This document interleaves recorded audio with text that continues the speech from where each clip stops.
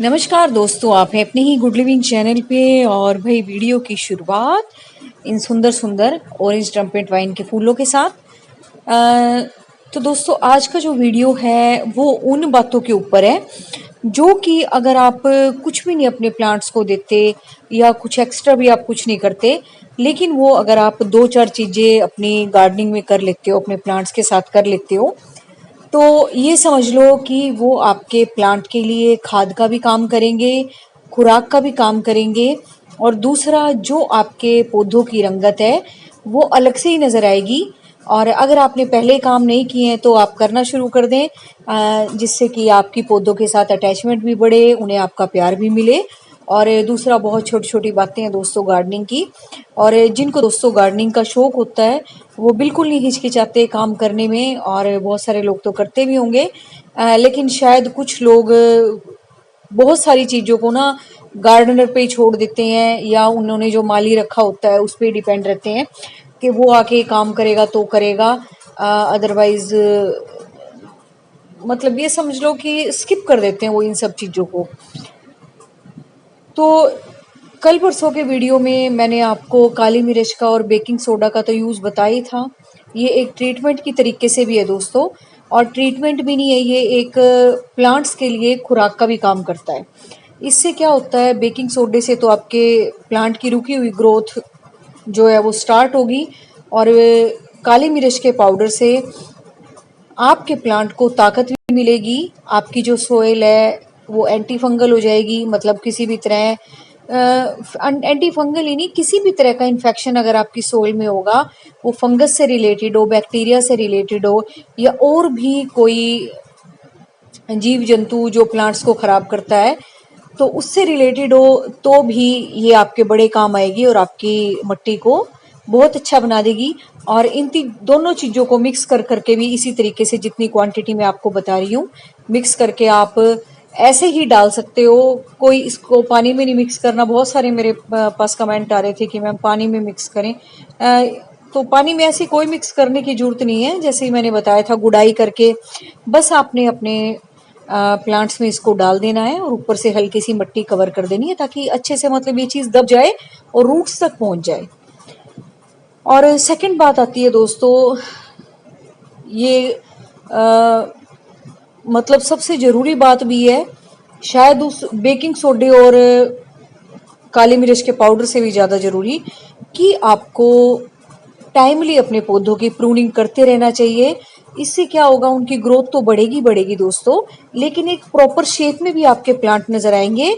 और जब इस तरह के प्लांट्स को हम देखते हैं तो बहुत हेल्दी नज़र आते हैं, और दूसरा बड़े रिफ्रेशिंग नज़र आते हैं, क्योंकि उनमें से नई नई स्टेम्स निकलती हैं, नए नए पत्ते निकलते हैं, जिनकी शाइन ही अलग होती है। तो प्लांट्स को मेंटेन रखने के लिए भी, उनकी ग्रोथ को मेंटेन करने के लिए या उनकी ग्रोथ को बढ़ाने के लिए भी, बस आपने अपने पौधों की कटाई छटाई रेगुलर करनी है। कुछ प्लांट्स ऐसे हैं कि रेगुलर कटाई छटाई मांगते हैं, किन्हीं की जैसे गुलाब वगैरह हो गए, हम टाइमली किसी एक प्रॉपर टाइम में कटाई छटाई करते हैं। तो इस तरीके से वो आपने देखना है कि किस तरीके से आपने कटाई छटाई करनी है पौधों की। और जो आपके गार्डन में से फूल मतलब खिल के सूख चुके होते हैं, उनको भी आपने हटाना है, कई बार हटते नहीं है फूल। और इसी तरीके से दोस्तों, सुबह सुबह या किसी भी वक्त आपको जब भी टाइम मिले, है ना, अपने गार्डन की सूखी पत्तियों को हटाना, पीली पत्तियों को हटाना, उनको चेक करना इनमें कोई इन्फेक्शन तो नहीं लग गया।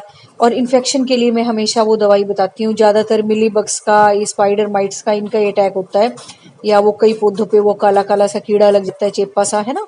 उसके लिए आप कोई भी डिटर्जेंट आपके घर में है, डिटर्जेंट लिक्विड वाला, लिक्विड जिससे कि हम बर्तन साफ करते हैं, क्योंकि ये माइल्ड होते हैं काफ़ी, ये ज़्यादा हार्श भी नहीं होते कि आपके प्लांट्स को भी ख़राब कर देंगे। और इनसे क्या होता है, इनकी फ्रेगरेंस और इनकी चिपचिपाहट ऐसी होती है कि इन कीड़ों को ये पसंद नहीं आती, तो वो अपने आप ही दो चार बार आप स्प्रे करोगे वो अपने आप ही हट जाएंगे। तो आजकल जैसे मॉनसून का टाइम चल रहा है, और मॉइस्चर एयर में आने से इन चीज़ों की जो पैदावार है ना वो ज़्यादा हो जाती है। पहले तो था एकदम ड्राई मौसम, अब बरसात के बाद या आसपास भी कहीं बारिश हो रही है तो एक मॉइस्चर वाला माहौल हो जाता है आसपास के वातावरण में, जिससे कि इन चीज़ों को वैसे ही बढ़ावा मिलता है। तो ये आप ट्रीटमेंट कर लिया करो, है ना, हफ्ते 2 हफ्ते में वैसे ही कर लिया करो, स्प्रे बोतल से स्प्रे करके। और नेक्स्ट दोस्तों, जो सबसे बड़ी बात है वो है पौधों की गुड़ाई करना। आपको ये हमेशा ध्यान रखना चाहिए कि कम से कम 40-45 दिन के अंदर तो मैं एक बार पौधों की गुड़ाई करूं। इससे क्या होगा कि आपके पौधों में एरिएशन बढ़ेगी। आपके गमले की मिट्टी जो है, जो देखो बार बार पानी देने से, हवा के दबाव से, सूर्य की किरणों से जो एकदम हार्ड हो चुकी होगी ना, उसको एरिएशन मिलेगी। उसको एक मतलब ये समझ लो, एरिएशन क्या, एक पोरस भी नहीं, पोरस भी कह ही सकते हो आप इसको, लेकिन एक खिलावट सी मिलेगी, जैसे खिली खिली सी होती है। तो ये भी आपने अपने गार्डन में देखना है कि प्रॉपर तरीके से मैं वीड को निकालूं। और वीड निकालने के साथ साथ दोस्तों ये जरूर ध्यान रखना है कि कम से कम महीने 1.5 महीने के अंदर मैं पौधों की गुड़ाई कर दूं। और वीड्स का तो खास तौर पे ध्यान रखना है, क्योंकि ज्यादातर खुराक ही आपके प्लांट्स की, छोटे छोटे गमलों में पौधे लगे होते हैं, ज्यादातर खुराक आपके वीड्स ही ले जाते हैं। तो ये भी आपने रेगुलर तौर पे ध्यान देना है।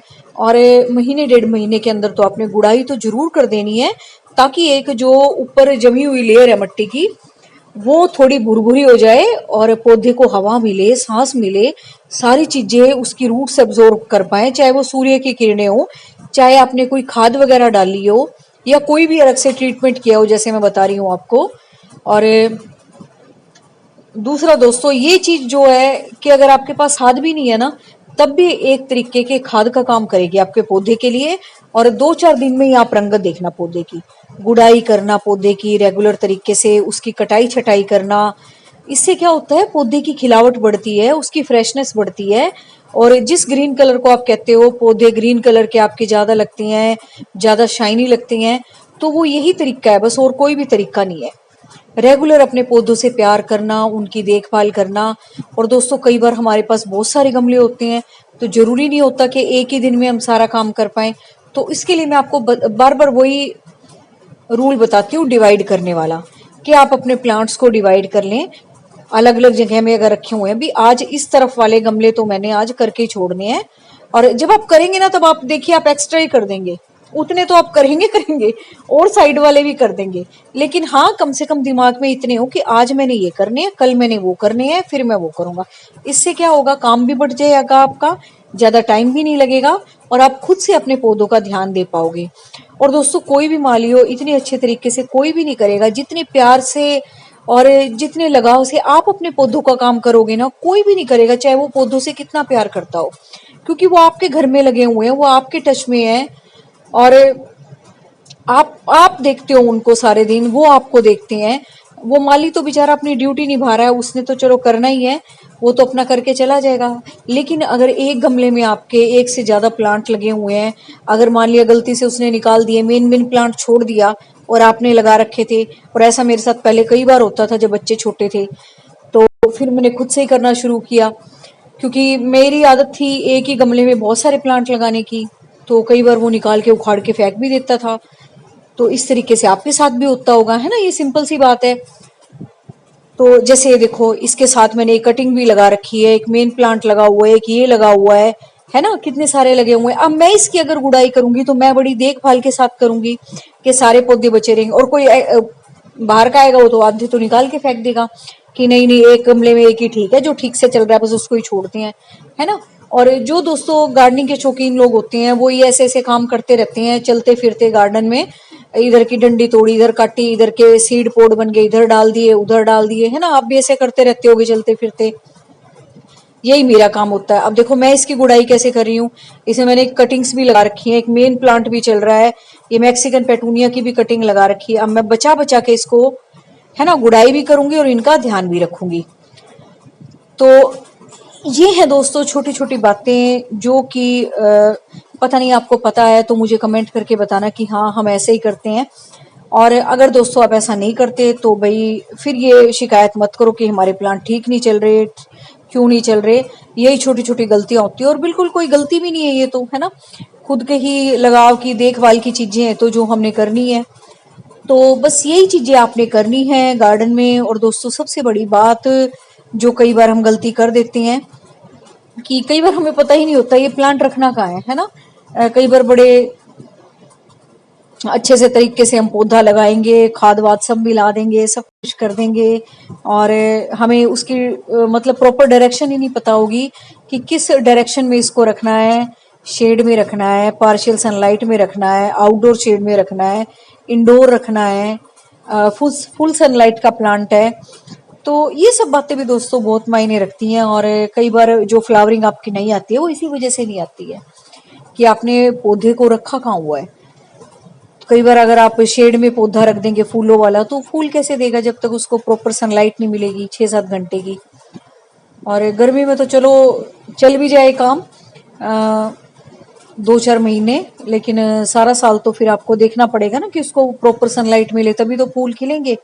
और ज्यादातर दोस्तों मेरे पास कमेंट ये फूल खिलने वाले ही आते हैं, फूल नहीं खिल रहे, ग्रोथ नहीं हो रही, प्लांट मर रहा है, नर्सरी से लाए हैं तो भाई नर्सरी से मैं भी कई बार लाती हूँ, और कई बार ऐसा होता है कि मैं जमीन से ही उखड़वाती हूँ।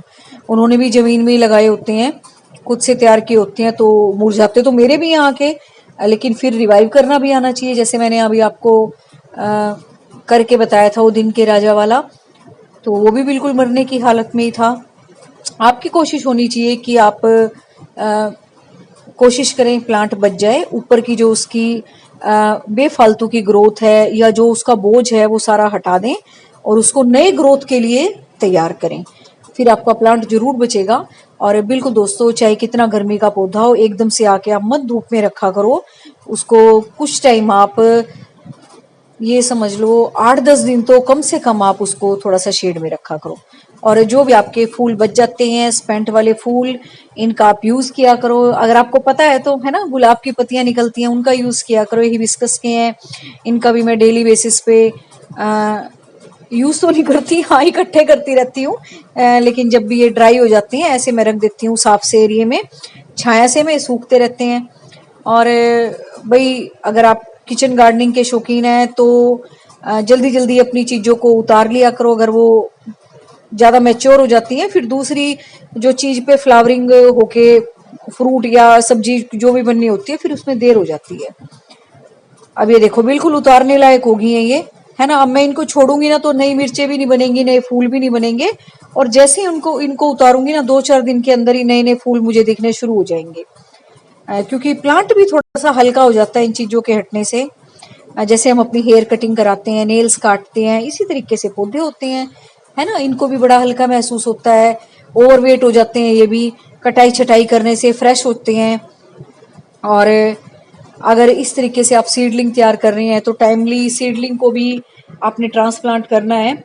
और कई दिन से दोस्तों मौसम ऐसा ही हो रहा है, डेली ऐसे लगता है जैसे बारिश अभी आएगी, और मैं भी बस बरसात का ही वेट कर रही थी कि फिर इनको ट्रांसप्लांट करूं साइड में बैठ के, ताकि थोड़ा बारिश का पानी भी इनको मिल जाए।